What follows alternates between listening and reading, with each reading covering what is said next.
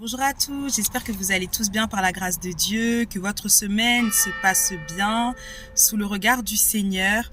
Alors comme d'habitude, et ça ne changera jamais, Jésus vous aime, mais son amour pour chacun d'entre vous s'est manifesté de manière ultime lorsque Jésus-Christ a sacrifié sa vie pour nos péchés. Son sang a coulé afin que nous puissions être sauvés, afin que nous puissions être délivrés de la puissance de la mort.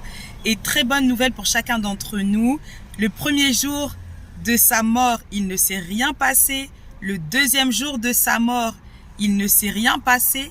Mais le troisième jour, alléluia, Dieu le Père, par la puissance du Saint-Esprit, l'a ressuscité des morts. Et cela a été constaté, vérifié. Et si vous lisez la Bible, vous allez voir qu'est-ce que Dieu a encore fait lorsqu'il a ressuscité Jésus-Christ, son Fils. Et encore une bonne nouvelle aujourd'hui pour chacun d'entre nous. Jésus-Christ est vivant. Et nous pouvons le voir, nous pouvons lui parler, nous pouvons l'aimer, sentir son amour, sentir son toucher. Parce qu'il est vivant et il a été ressuscité. Maintenant, il est assis auprès du Père, il intercède pour nous, mais il intercède surtout pour ses enfants. Et pour ceux, évidemment, qui doivent hériter du salut. Et c'est la raison pour laquelle il y a ce qu'on appelle aussi les anges. Voilà, les anges qui sont à notre service, au service de ceux qui doivent hériter du salut. Parce que je ne sais pas pour vous, mais en tout cas, on ne naît pas en étant chrétien. Voilà, on le devient. Lorsqu'on comprend l'œuvre salvatrice de la croix, lorsque l'on comprend que Jésus-Christ est mort et ressuscité pour toute l'humanité, afin que nous puissions être réconciliés avec le Père suite au péché d'Adam et Ève. Et ce qu'il faut savoir, c'est qu'à ce moment-là, ceux qui étaient sauvés, c'était les Juifs. Le salut vient des Juifs, comme le dit la parole de Dieu, parce que le peuple juif, le peuple des Hébreux, était le peuple élu. Et donc, ce que je voulais vous dire, c'est que oui, effectivement, il y a des dispensations, il y a des bénédictions qui ne seront accordées qu'aux enfants de Dieu, telles que la vie éternelle. Nous avons la vie éternelle à partir du moment où nous acceptons Jésus-Christ comme notre Seigneur. Ça veut dire qu'il va régner sur nous et notre Sauveur. Et lorsque nous acceptons cela, lorsque nous l'acceptons dans sa plénitude, lorsque nous reconnaissons qu'il est le Fils de Dieu, alors le Saint-Esprit vient habiter en nous. Et nous ne sommes plus jamais seuls. Et c'est la raison pour laquelle Jésus-Christ a dit à son peuple, « Voici, je suis avec vous tous les jours jusqu'à la fin du monde. » Et comment est-ce qu'il est avec nous? Par son esprit, le Saint-Esprit. Et oui, le Saint-Esprit est Dieu. Le Saint-Esprit est la troisième personne de la Trinité. Pourquoi est-ce qu'on dit, on parle de Trinité? Par rapport au chiffre 3, Dieu le Père, Dieu le Fils et Dieu le Saint-Esprit, la Trinité céleste. Et oui, c'est un terme qui existe, c'est un terme qui est, oui, ce n'est pas écrit dans la Bible, mais en fait c'est 3, c'est le chiffre 3. Donc voilà, qu'est-ce qu'on peut dire d'autre? Et le Saint-Esprit est la merveilleuse personne de la Trinité céleste et il mérite tellement d'être connu, je vous assure. C'est lui qui permet que nous puissions entendre la voix de Jésus résonner en nous. Et c'est grâce au Saint-Esprit que nous pouvons croire que Jésus-Christ est mort et ressuscité pour nous et que lorsque nous l'acceptons, lorsque nous nous repentons, lorsque nous demandons pardon à Dieu pour nos péchés parce que nous ne le connaissions pas avant, il nous pardonne. Et c'est ça en fait l'œuvre salvatrice de la croix et c'est extraordinaire parce que Dieu nous offre le pardon et la vie éternelle. Parce qu'en fait, lorsque nous n'acceptons pas Jésus-Christ comme notre Seigneur et notre Sauveur, ça veut dire que toute notre vie, avec nos péchés, avec tout ce que nous avons fait, nos souillures, nos malédictions, le besoin de délivrance. Ah oui, parce qu'en Christ, nous avons la délivrance. Mais si nous n'avons pas accepté Jésus-Christ comme notre Seigneur et notre Sauveur, nous restons bloqués, attachés. Et c'est vrai, dans ce monde, nous n'avons pas deux maîtres. Nous n'avons pas deux maîtres. On ne peut en avoir qu'un seul. Soit Jésus-Christ, soit le diable. C'est tout. C'est tout. Et oui, on va dire que non, mais vous êtes dur, comment vous pouvez dire de telles choses? C'est la vérité. Nous, on est là pour prêcher la vérité.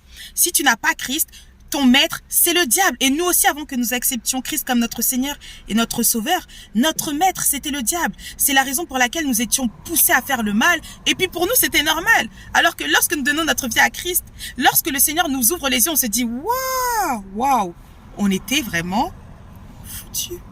C'est vrai. parce que nous étions ennemis de Dieu. Donc voilà, la raison pour laquelle nous sommes en capacité encore aujourd'hui de vous dire que Jésus vous aime, qu'il n'est pas mort, il est ressuscité, il a été ressuscité le 3e jour, il est mort à la Pâque, mais le 3e jour, il a été ressuscité. Et c'est la raison pour laquelle aujourd'hui nous pouvons parler de Jésus-Christ tranquillement de tout notre cœur, parce qu'en fait nous prêchons ce que nous savons, nous prêchons ce que nous connaissons. Lorsque nous vous parlons de l'amour du Saint-Esprit, lorsque nous vous parlons de la puissance du Saint-Esprit qui sauve, qui délivre, c'est parce que nous le connaissons. On ne peut pas parler de ce que nous ne connaissons pas.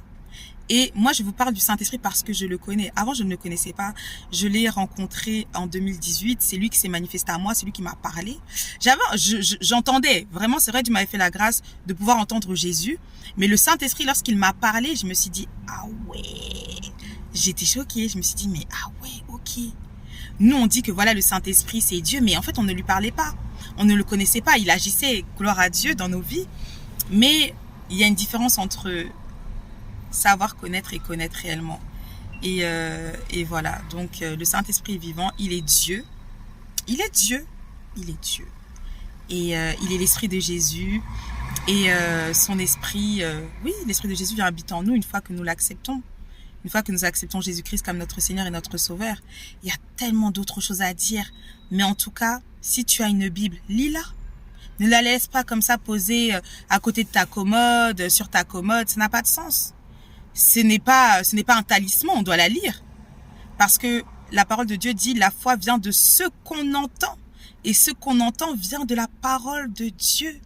Alors ouvre ta Bible, lis-la pour savoir qui est ce Dieu merveilleux qui a donné sa vie sur la croix pour toi aussi, pour l'humanité. Qui est-il? Qui est-il? Eh bien, il se manifestera dans ta vie.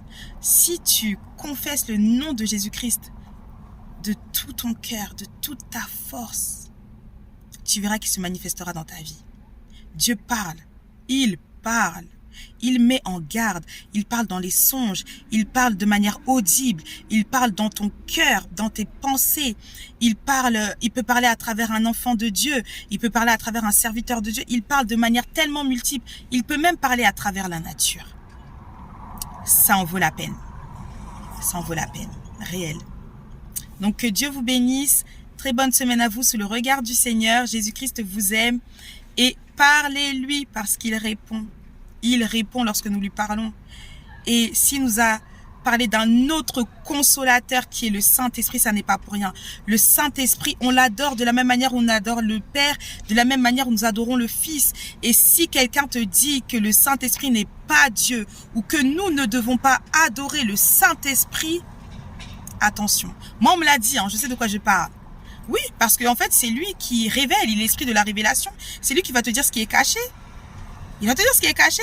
Il va te montrer réellement qui sont les personnes, ce qu'on appelle le conseil des méchants, qui est en train de t'empêcher d'entrer dans ta bénédiction, d'entrer dans ta destinée, de prospérer dans tes business, de te marier, d'avoir la pleine santé. Oui, parce que l'abondance, c'est le Saint-Esprit.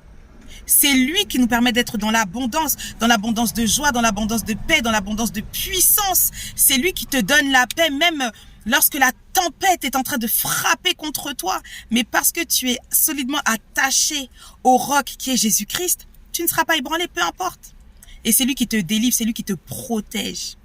Donc, lisez la parole de Dieu, tout est écrit dans la Bible. Et le Saint-Esprit aussi va vous révéler encore d'autres choses, des choses encore plus grandes. Parce que le Seigneur Jésus disait que maintenant que je m'en vais au Père, vous ferez des choses encore plus grandes que ce que j'ai fait. Donc effectivement, oui, c'est la réalité, qu'on le veuille ou non. Tout n'est pas écrit dans la Bible. Faut l'accepter parce que Jésus l'a dit. Voilà. Donc que Dieu vous bénisse, que Dieu vous garde et à très vite. Bye!